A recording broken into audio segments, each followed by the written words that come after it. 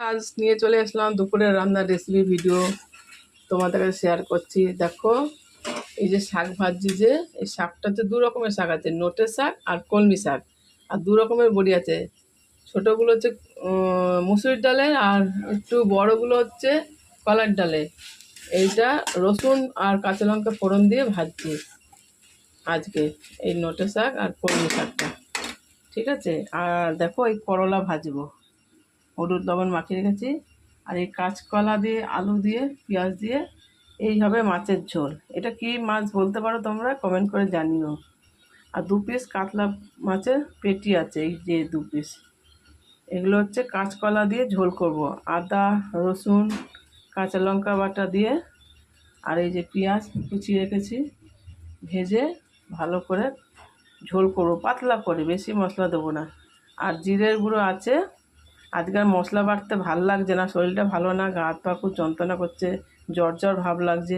সেই জন্য আজকে এই যে বাটা মশলা আছে, আদা রসুন কাঁচা লঙ্কা বাটা আর জিরের গুঁড়ো আমি কিনে রেখেছি, যখন শরীর খারাপ লাগে তখন আমি বাটা মশলা দিয়ে করি। আর এমনি আমি শিলেই বেশিরভাগ মশলা আমি বাটি, এই শিলটায়। কিন্তু আজকে শরীরটা ভালো লাগছে না, শিলে বেটে করছি না।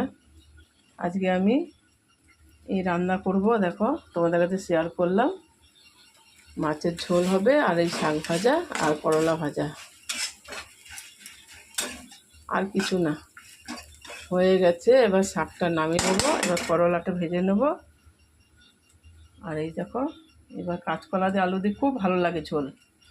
মানে একটা হয় জিরে বাটা কাঁচা লঙ্কা বাটা দিয়ে, আর এখন আমি করছি আদা রসুন লঙ্কা পেঁয়াজ, যেমনি মাংসে যে মশলা দেয় ওই মশলা, ডিমে ওই মশলা দিয়ে করব, কিন্তু পাতলা করে ঝোল করব। আজকে আমাদের এই রেসিপি হচ্ছে। চলে এসো বন্ধুরা, সকল বন্ধুদের আমন্ত্রণ জানালাম, তোমরা সকলে চলে এসো। আমার হাতের রান্না খেয়ে যাবে, তোমরা যেটা খেতে ইচ্ছা করবে আমাকে কমেন্ট করে জানাবে, সেটা আমি রান্না করে খাওয়াবো তোমাদের। ঠিক আছে বন্ধুরা, এই শাক ভাজা হয়ে আসলো। বড়ি দিয়ে শাক ভাজা আমার খুব ভালো লাগে, কিন্তু দুঃখের বিষয় বড়ি শেষ হয়ে এসছে খেতে খেতে, আর কটা বড়ি পড়ে আছে। এখানে তাই বড়ি দিতেও যাওয়া যাবে না, এখানে সেরকম রোদ আসে না বাড়িতে, এখন বাইরেও রোদ আসে না সেরকম।